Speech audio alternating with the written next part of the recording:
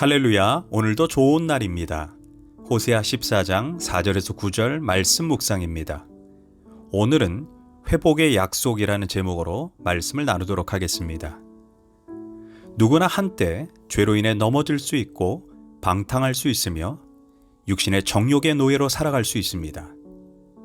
그러나 사랑 많으신 하나님 아버지는 언제나 우리가 자신의 죄를 깨닫고 아버지께로 돌아가기만 하면 그분은 언제나 자신의 한없이 넓은 가슴으로 우리를 품어주십니다. 저번 시간에 우리는 회개로 초대하시는 하나님을 만났습니다. 오늘 본문인 호세아 14장 4절에서 9절은 이제 회개하는 자를 어떻게 하나님이 회복시켜 주실 것인지에 대해서 말씀해 주고 있습니다. 오라 우리가 여호와께로 돌아가자. 여호와께서 우리를 찢으셨으나 도로 낫게 하실 것이요 우리를 치셨으나 싸매어 주실 것임이라. 물론 죄는 심판을 초래합니다. 그러나 하나님께서 우리를 찢으시고 징계하시는 이유는 우리를 망하게 하려 하심이 아니라 징계를 통해 자신의 죄를 회개하여 영원한 나라를 놓치지 않게 하기 위함입니다. 그렇다면 우리가 회개할 때 하나님이 어떻게 우리를 회복시켜 주실까요? 첫째, 하나님의 간섭하심으로 이제 우리를 고쳐주십니다. 4절에서 내가 그들의 반역을 고치고 기쁘게 그들을 사랑하리니 나의 진노가 그에게서 떠났음이니라. 여기에서 반역은 죄악을 의미하는데 우리가 스스로 회개했다 해서 그 죄악을 고치는 능력까지 있는 것은 아닙니다. 물론 회개의 시작은 우리의 결단으로 시작하지만 죄는 결단만으로 끊을 수 없습니다. 궁극적으로 죄를 끊을 수 있는 것은 오직 하나님의 간섭하심으로 우리를 붙잡아 주실 때 일어납니다. 그럴 때 우리는 새로운 피조물이 되고 진정으로 변화된 새로운 삶을 살게 되는 것입니다. 주님, 진실로 나의 죄악을 고쳐 주시옵소서. 우리 이런 기도를 해야 됩니다. 둘째, 하나님께서 즐겁게 우리를 사랑하십니다. 4절에서 하나님께서 우리의 반역을 고쳐주실 뿐 아니라 우리를 사랑하시겠다라고 말씀하십니다. 그런데 우리가 회개할 때 우리를 고쳐주실 뿐 아니라 이제는 사랑의 단계로 인도하시겠다라고 말씀하십니다. 그런데 그냥 사랑이 아니라 기쁘게 사랑하겠다라고 말씀하십니다. 죄를 범해 악한 짓만 하는 이스라엘을 사실 두들겨 패도 시원치 않을 판에 오히려 기쁘게 사랑해 주시겠다는 것입니다. 이는 억지 사랑이 아닙니다. 어쩌면 호세아 선지자는 아내 고멜이 한두 번도 아니고 정신을 계속 못 차리고 다른 남자와 바람났을 때 남자로서 정말 자존심이 상했을 것입니다. 어쩌면 처음에는 이런 생각을 하지 않았을까요? 주님이 데리고 살라고 했으니까 데리고 산다. 그러나 이건 분명히 알아둬라, 고멜. 나는 너와 죽지 못해 산다. 그러나 만약 이러했다면 그것은 억지 사랑이었을 것입니다. 하지만 하나님이 우리를 향해 가지시는 사랑은 이런 억지 사랑이 아닙니다. 우리가 방황하고 죄악으로 달려가고 타락했음에도 불구하고 우리가 회개하여 돌아올 때 죄를 고쳐주실 뿐 아니라 이제는 그분께서 자존심도 버리시고 즐겁게 기쁘게 사랑해 주시겠다는 것입니다. 결국 그 사랑에 매여 우리가 회복된 것이고 헌신의 자리로 나온 것입니다. 셋째, 하나님께서 이제 축복해 주시겠다라고 말씀하십니다. 놀라운 것은 이제는 사랑을 넘어 우리에게 놀라운 축복을 약속해 주십니다. 5절에서 8절까지 그 축복을 뭐뭐와 같으리니 라는 비유적 표현을 사용해 우리에게 축복을 약속하십니다. 5절부터 살펴보면 내가 이스라엘에게 이슬과 같으리니 라고 말씀하십니다. 이게 무슨 표현일까요? 이스라엘은 건기와 우기가 확실하게 구분됩니다. 1년의 절반은 비가 오지 않는 건기입니다. 그 건기에 이스라엘 땅에 생명을 유지하게 하는 것이 이슬입니다. 이슬은 비처럼 한꺼번에 쏟아지지 않지만 밤새 잔잔히 내리면서 생명을 소생시켜 줍니다.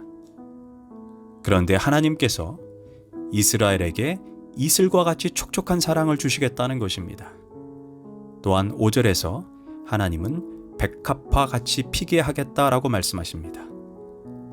하나님께서는 이슬 같은 사랑과 은혜로 적시움을 받은 주의 백성들을 이제 백합화처럼 만들어 주시겠다는 것입니다. 백합은 순결과 고결함을 상징합니다. 이스라엘은 그동안 죄로 인해 더럽혀진 자신을 보며 이제 나는 희망이 없다고 죄책감을 가졌을 것입니다. 그러나 하나님이 하얀 백합화처럼 만들어 주시겠다는 것입니다. 즉 더러움을 씻어주시고 의로움을 덧입혀 주시겠다는 것입니다. 주님께서 품지 못할 영혼, 깨끗하게 하지 못할 영혼이 없습니다. 주님 알기 전에 귀신에게 사로잡혔던 막달라 마리아의 영혼도 주님의 용서를 받을 때 백합화처럼 피어나게 되었습니다. 또한 또다시 5절에서 하나님은 레바논 백향목 같게 해주시겠다라고 말씀합니다. 백향목의 자랑은 견고한 뿌리입니다. 죄악된 이스라엘은 항시 불안하고 안정감이 없었습니다. 그러나 주님 안에 회복될 때 백향목같이 든든하게 견고한 뿌리를 내리고 또한 견고하게 그 나무가 서 있는 것처럼 그렇게 이스라엘을 만들어 주시겠다는 것입니다. 이제 6절에서 하나님은 감람나무처럼이라고 말씀하십니다. 감람나무의 특징은 끈질긴 생명력입니다. 그래서 감람나무는 잠깐 있다가 없어지는 나무가 아니라 그 아름다움이 오랫동안 지속됩니다.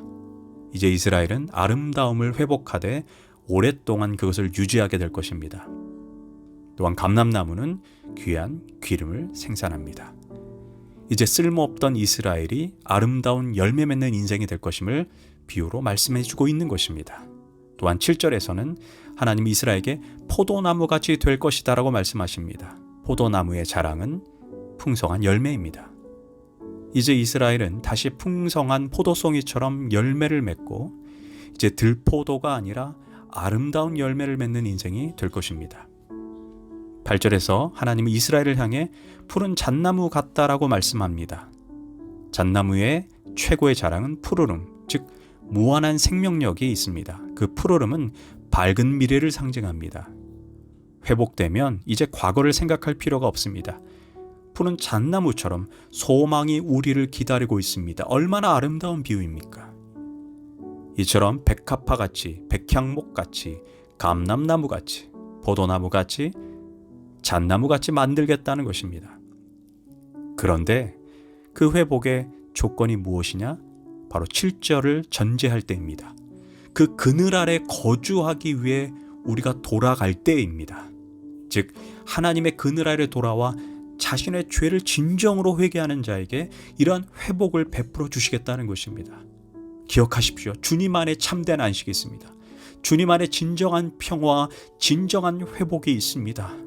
하지만 그것을 누리려면 주님의 그늘 아래 돌아와야 합니다. 그 그늘 아래 거하는 자, 우리말에는 단수처럼 되어 있지만 원어에는 복수로 되어 있습니다. 이는 하나님께서 비단 이스라엘에게만 약속하신 것이 아니라 바로 모든 민족, 모든 인생들에게 주신 동일한 약속입니다. 회개하는 자에게 이러한 회복의 축복을 약속해 주셨다는 것입니다. 우리가 주의 날개 그늘 아래 돌아와 살게 될 때 이 영광스러운 축복을 우리도 동일하게 맛보게 될 것입니다. 이것이 호세아의 마지막 메시지입니다. 기도하겠습니다. 주님, 우리가 진실로 회개할 때 주님께서 우리를 고쳐주시고 사랑해 주시고 축복해 주실 것을 약속해 주시니 감사합니다. 진실로 회개하게 하시고 하나님의 그늘 아래 영원토록 살도록 우리의 삶을 붙잡아 주시옵소서. 예수님의 이름으로 기도합니다. 아멘.